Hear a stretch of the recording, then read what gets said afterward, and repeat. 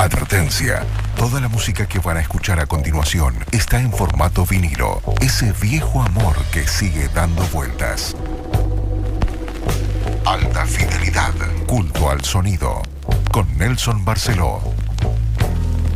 A veces formar una banda en algunas ocasiones, en algunas circunstancias, formar una banda puede ser parecido a irse de viaje, a entrar en un viaje con destino desconocido. En esta situación de Hablan por la Espalda, 20 años y más de trayectoria, más de una decena de discos, giras por el mundo. Hoy vamos a transitar por Macumba y Sangre, los dos últimos vinilos de la banda, que tiene más para atrás, y de eso también vamos a conversar. Esta noche, rock de la cintura para abajo, un rock que fue mutando a distintos lados, recorriendo distintos senderos. Tenemos a Fermín y a Martín Solana. Todo lo pueden ver ya desde el Facebook de Océano. Está Nacho por allí tratando por todos los medios de que entremos, de que nos veamos, y Jorge Valenti en los vinilos.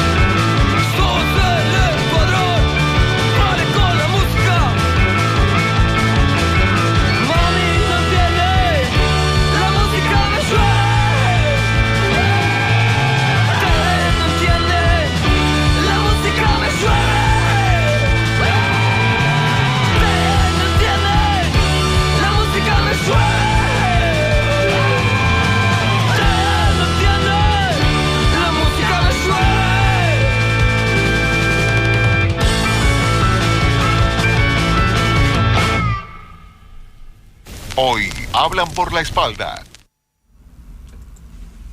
Buenas noches, ¿cómo les va? Martín, Buenas Fermín, noches. ¿están bien? Muy bien. Nelson, muy bien. ¿Todo tranquilo? Sí, tranquilo. Para Bueno, hablar de vinilos, me encanta. un placer tenerlos por aquí. Le han puesto mucho el espíritu a los vinilos desde antes, de los que estamos compartiendo en esta noche. Escuchábamos recién Colgado de Aleta, estaba en el Macumba, ese tema está en el Macumba. Es difícil ubicar la edición en vinilo de ese material. No sé si habrá posibilidad de reeditarlo en algún momento, pero si lo llegan a ver por ahí, vayan por él. Estaría lindo. ¿Cuál fue el primero que editaron en vinilo? El primero que salió en vinilo es un 7 pulgadas que se llama ¿Sí? Música para los sanos y no tan sanos, que salió en el 99 por un sello argentino. Salieron, creo que fueron, no sé si 300 copias en celeste y 300 copias en color cremita. Y eso salió, fue lo primero en esa época. O sea, no sé, tampoco era tan simple hacer CDs. Claro. Entonces, como que todavía no estaba tan como fácil, no accesible eso. Y este sello argentino, que se llamaba Sniffing Recording Industries, que editaba todo hardcore, punk y emo de esa época. Pero el buen emo, no es la mal, antes de que fuera mala palabra emo.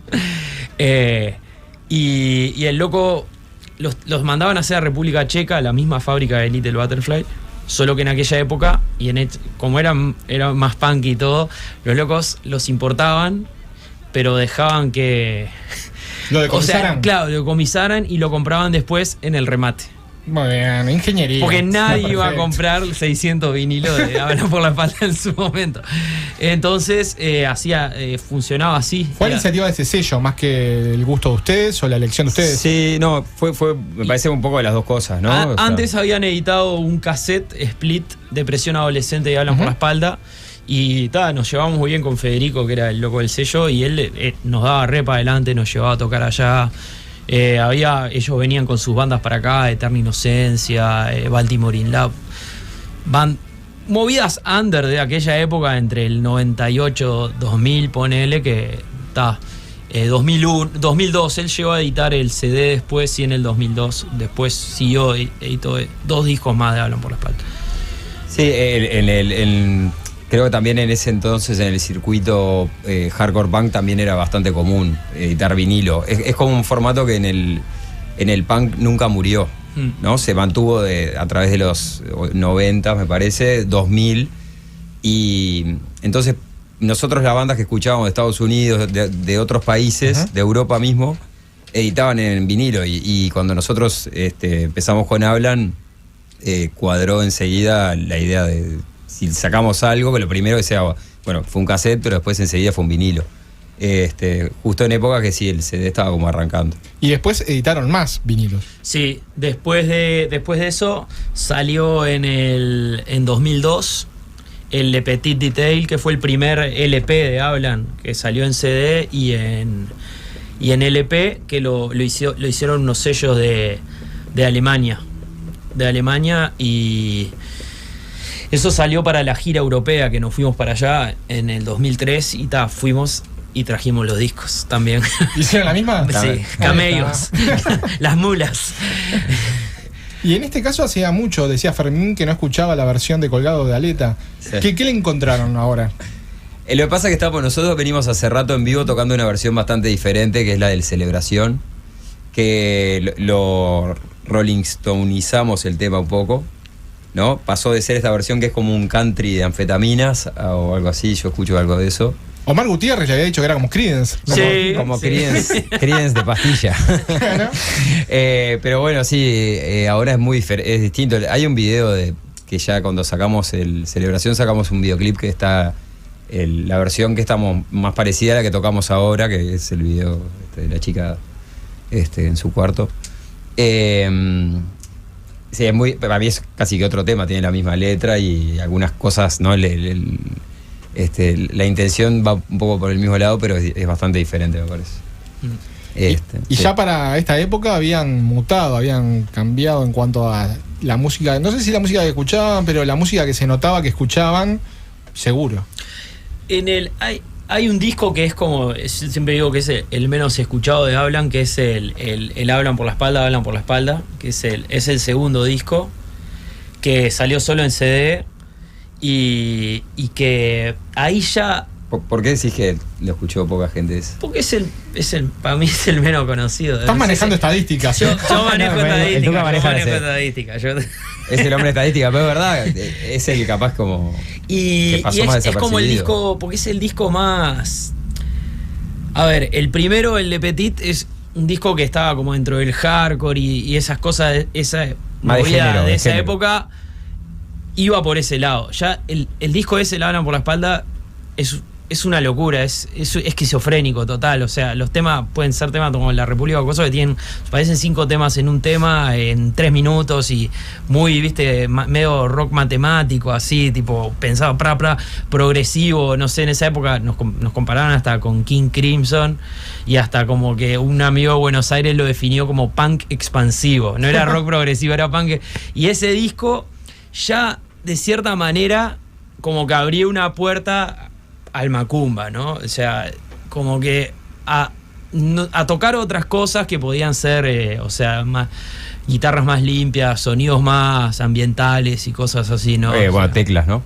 Sí, y fue el primer disco que empezó a haber teclado también. O sea, entonces eso también cambió la forma de componer, ¿no? Y después, bueno, ya pasó el tema de cuando se agrega la percusión, ¿no? También coincidió con que yo me metí, o sea, como a curtir, ir a cuerdas, no a tocar ni nada, pero ir ahí, estar ahí, sentir el trance de los tambores y todo eso.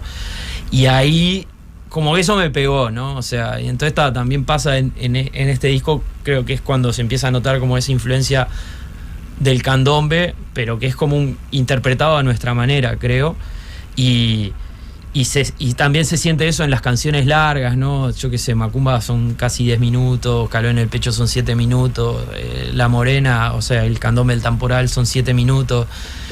Había como una cosa de trance cuando tocábamos y todo, que se sentía, ¿no? Eso, y fue llamando a que vinieran también a agregar la percusión y todo eso. Y un acercamiento al candombe, pero también al rock uruguayo. Sí. Totalmente. Nosotros después, bueno, en Hablan un poco funciona también un poco así la cosa de que el Tuca siempre es un poco el que impone tendencias, para mí por lo menos yo lo veo así, dentro de la banda, y que hay una mutua, una retroalimentación entre todos, y por lo general la banda sigue líneas o lineamientos estéticos por épocas o por fases. Y sí, es verdad que el Tuca capaz que empezó con él y con algún otro de la banda que empezó a curtir de ir sí también a tocar a cuerda de tambores y tiene que ver también, yo siempre digo, tiene que ver también un poco con la vida en sí misma, ¿no? De no sé, hasta dónde te vas a vivir, ¿no? Dónde estás viviendo en ese momento y que escuchás más candombe que lo que escuchabas antes, ¿viste? Tiene que ver un poco con lo cotidiano también, me parece. Y la feria y los discos que aparecieron en Tristán Narvaja y lo que leíste y lo que te llevó a encadenarlo con lo otro. Me quedé preocupado con el Hablan por la Espalda y el disco.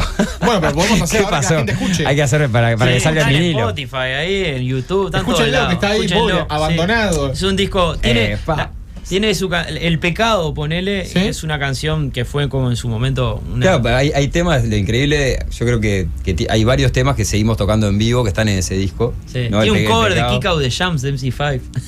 Claro, esa parte, digo, hay una otra cosa que es un disco donde aparece me parece la influencia rock and rollera fuerte en Hablan, ¿no? Porque primero nos pegó el garage fuerte para mí, ¿no? ¿Viste? Fue una cosa como de que de entrarle, ¿viste? Sobre todo al compilado de los Nuggets, ¿no? Los Original Artifacts, The First Psychedelic era.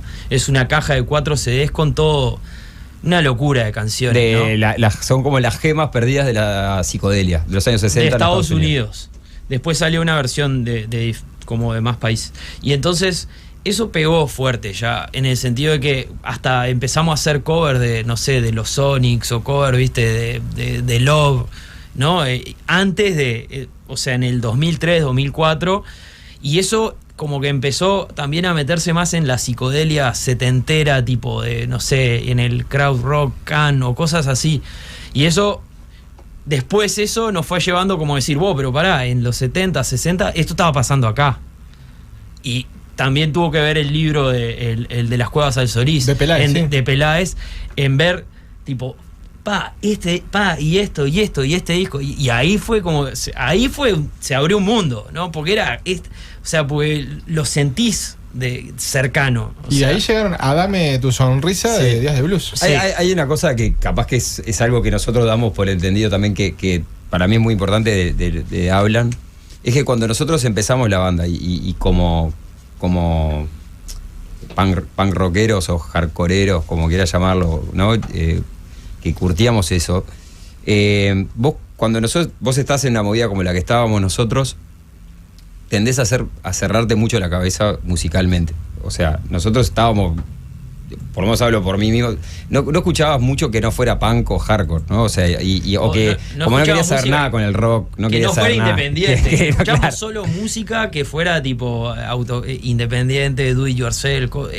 Éramos bastante tipo, cerrados, bastante, viste, como hasta acá llegamos, estos son unos caretas, estos son no sé qué, estos son unas terrajas, estos son... fuimos un poco así, éramos unos guachos, ¿no? Obviamente. ¿No? Digo, a esa edad, muy radicales. Sos radical, ya está. Después abrimos la cabeza con el tiempo y con todas estas influencias que estamos contando, y eso, Hablan Nunca dejó de ser Hablan por la espalda. Entonces todas esas influencias fueron entrando y desfigurando la banda esa que empezó siendo la banda de 3 acordes. Y porque antes del hardcore, aparte, escuchábamos Los Doors, Ramones. Antes, ¿no? Era cuando éramos 14, 15 años. Sí, claro, 13. la fiesta de cuando, no Vos sé. fuiste a ver Iron Maiden en el 93. Sí, claro. Y de ahí entonces No revelemos la edad. No, pero no, está bien. 50. A Barral, a Jorge Barral, al flaco Barral. Sí. ¿Qué fue lo que más les colgó de él? ¿En qué se sentían cercanos?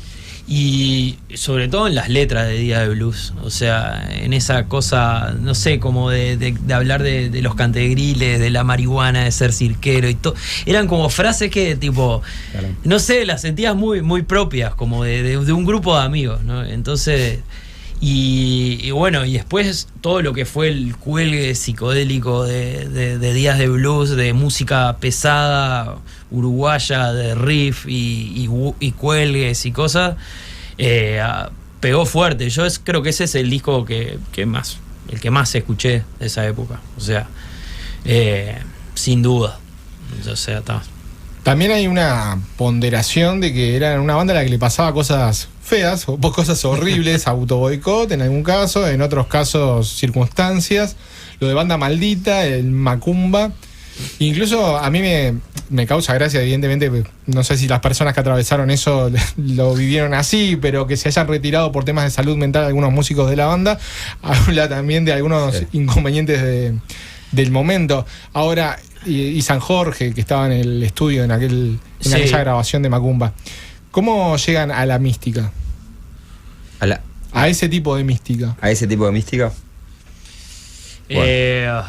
Muchas, yo creo que viene de muchos lados también. Es un poco lo que te decía con el candombe también. Sí, tengo una gran influencia, fue en su momento que tuvo que ver con un amigo gurú y todo eso, fue tipo el ayahuasca, ¿no? Que ahí como que abrió un portal hacia otras cosas. Entonces, como que a todo esto de la mística y esas cosas, creo que personalmente, en ese viaje que tuve, lo que sea, a mí me hizo como... me convirtió en alguien más místico, que me metí mucho en la espiritualidad, ¿viste? Y esas cosas, como, no sé, en lo trascendental o en lo no terrenal o cosas así. Sí. Y eso a mí a nivel musical, ponerle para componer Macumba y todo eso, después de ese viaje, no sé, más o menos creo que estuve, no sé, componiendo y eso pila para este disco. O sea, Calor en el Pecho, Macumba, fueron temas que salieron, Vagancia, son temas que salieron después de eso. Fue como que no sé, me bajó algo, ¿viste? Nosotros jodemos con que bajó el pay o algo así, ¿viste? Como, o sea, está. Sí, San Jorge puntualmente, no sé, a mí por lo menos de las primeras personas que me habló de su figura y fue un amigo de Porto Alegre, se llama Roger Canal, que es músico, que participó de la grabación del disco de Macumba. Toca la trompeta en el Ciervo. Bueno, que es un fiel de San Jorge, de Ubún, y que bueno, también son esas alianzas, esas amistades y conexiones que se van dando en la vida y a través de la música y a través también de la mística, o como quiera llamarlo, de la poesía, por también decirlo, el romanticismo. Y bueno, es un amigo que encontramos que terminó siendo, es uno de esos amigos como Seba, que está acá también como parte muy cercana a la banda y que influencian a la banda también y que a su vez interactuamos y nosotros colaboramos con ellos con nosotros. San Jorge, de alguna forma en Macumba fue tomado como protector o como un poco la figura en la cual nos escudamos para ahuyentar o para protegernos de esos males de los que hablabas vos, de sentir de que la banda estaba un poco cagada por los cagada o meada por los elefantes, nunca me acuerdo cómo se dice. Las dos. A raíz de situaciones muy, algunas graves o no, por lo menos como más jodidas a nivel personal de la gente, y otras ya más cosas menores, pero que cuando se van sumando en un momento decís, loco, no puede ser que otra vez esto, cosas como un toque se suspenda o que no sé qué, o que no vale la pena igual hacer la lista de que nos llegó a querer eso en su momento. Sí, es verdad que Macumba, después de Macumba, yo creo que de alguna manera logramos como exorcizar eso un poco y que la banda como que tomó otro camino de donde nos sentimos como, por lo menos sentir que ya no estábamos en esa situación. Sí.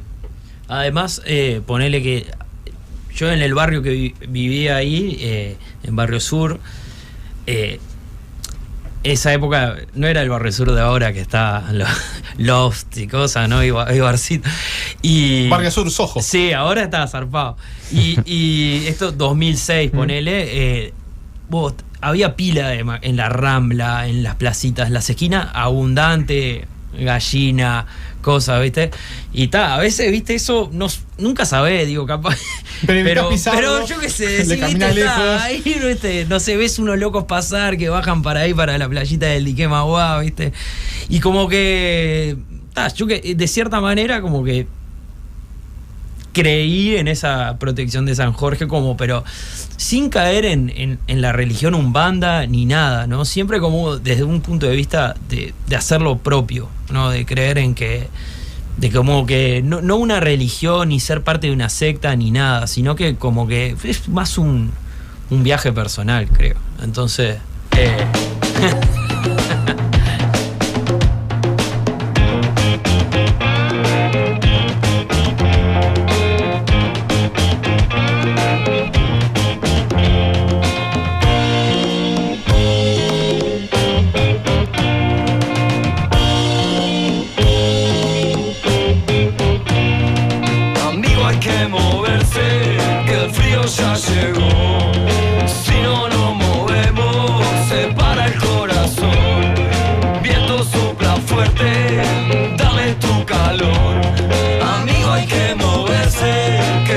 ya llegó.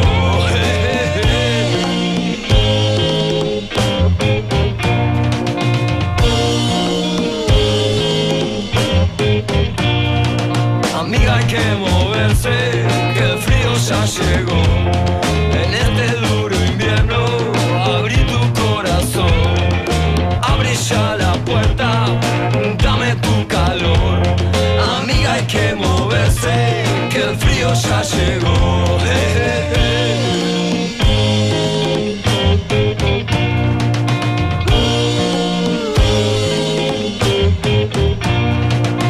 Vamos a movernos, que el frío ya llegó. Ya no pienses tanto, abrí tu corazón. Estamos en la misma, dame tu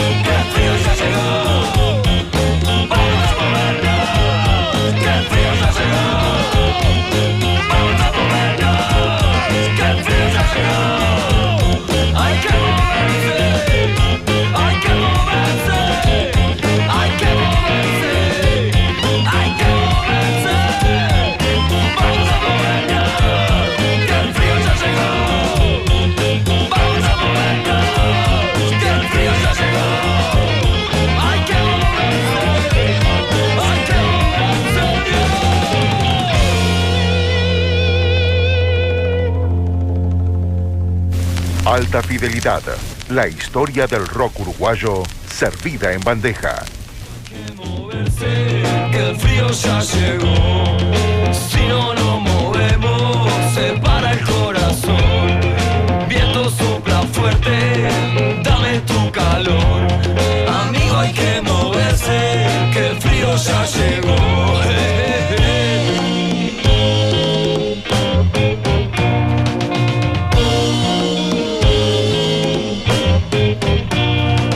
Amiga, hay que moverse, que el frío ya llegó. En este duro invierno, abrí tu corazón. Abrí ya la puerta, dame tu calor. Amiga, hay que moverse, que el frío ya llegó.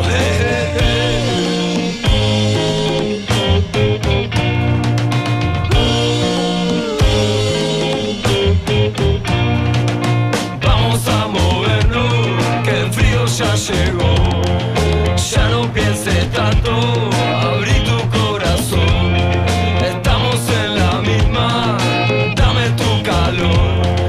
Vamos a movernos, que el frío ya llegó.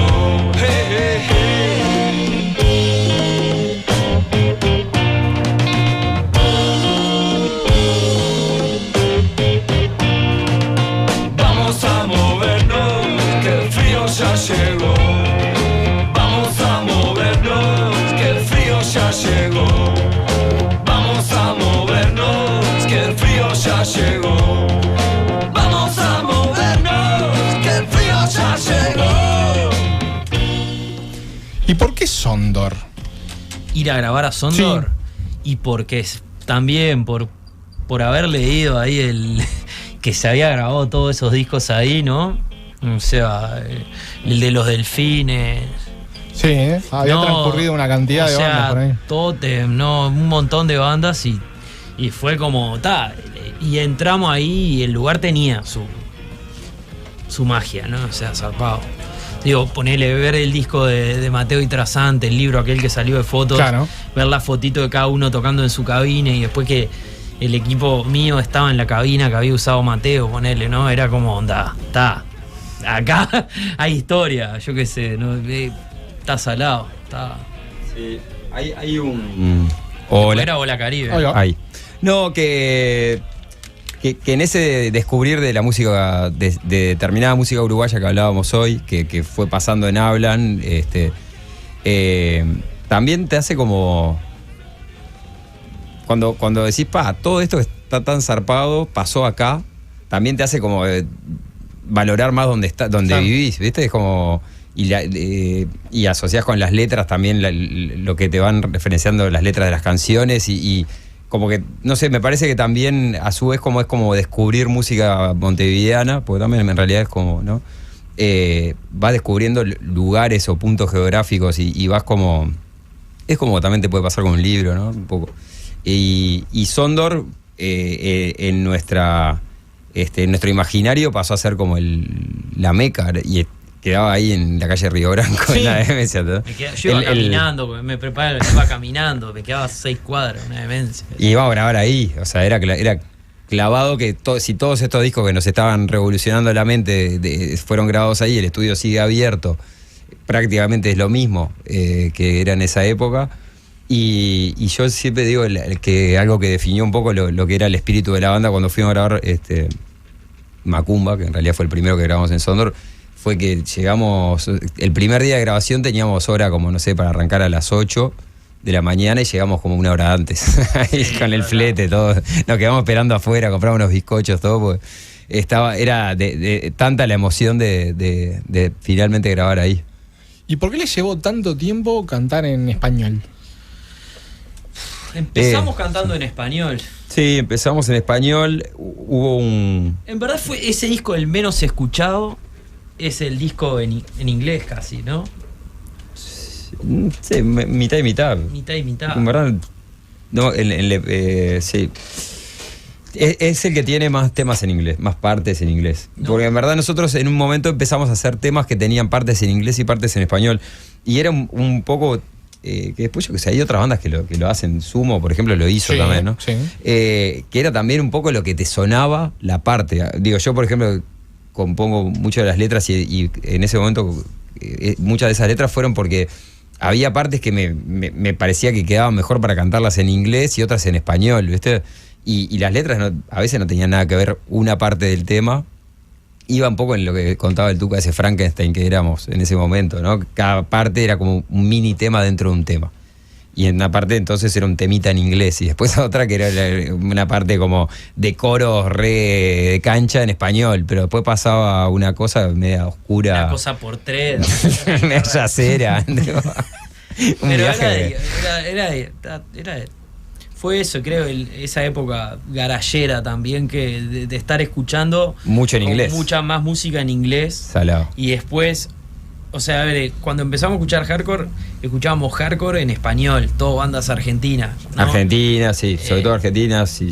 Y después empezamos a escuchar como más música en inglés de nuevo, ¿no? Y ahí se empezó como a meter esa influencia. Y después, al volver a la raíz uruguaya, ¿no? Y el español, ahí como que, ¿qué hace? Estamos acá, vamos a cantar, hay que cantar en español. Sí. No, hay unos temas, ¿viste? Que quedaron afuera de Macumba, que nosotros los sacamos como celebración, que hay ahí, dentro de esos que lo grabamos al mismo tiempo que Macumba, en Sondor, en esa misma vuelta. Son los temas más viejos. Sí, y esos temas son hay partes en inglés todavía. Esos quedaron afuera de Macumba por varios motivos. Intoxicato Blues. Sí, Intoxicato Blues. No me acuerdo, había algún otro más, ¿no? En inglés. Todo se empieza a romper. Sí, ese tiene otra parte. Pero bueno, nada, sí. Nada, fue como. Lucifer. Como una fase ahí también. En Macumba tampoco fue como algo premeditado, como tampoco no fue una decisión de que la banda se juntó en un lugar. Bueno, vamos a cambiar a cantar en español. Fue algo medio natural que se fue dando también, como tantas cosas. Creo que, por ejemplo, El Ciervo es un tema que está como más próximo al disco anterior. Es como de lo que queda y después, no sé, es como de lo más de transición, por ejemplo, ¿no? Que le agregamos percusión y todo eso. Y después ya sí, como que, no sé, calor en el pecho y eso ahí ya fue, o sea, en los ensayos, digo, yo presentaba la canción o lo que sea y todo el mundo para adelante, ¿no? Nadie pensaba, no, pero estamos haciendo esto, no sé qué, digo. Y capaz que sonaba así.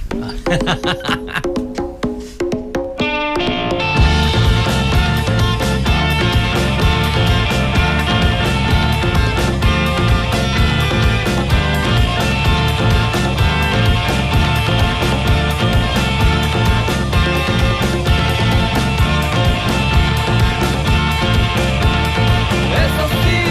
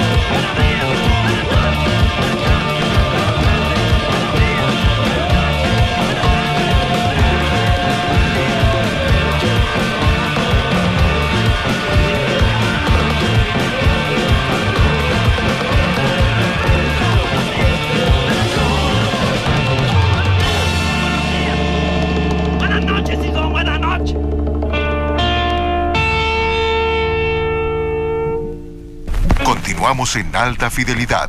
Lado, fidelidad. Lado B.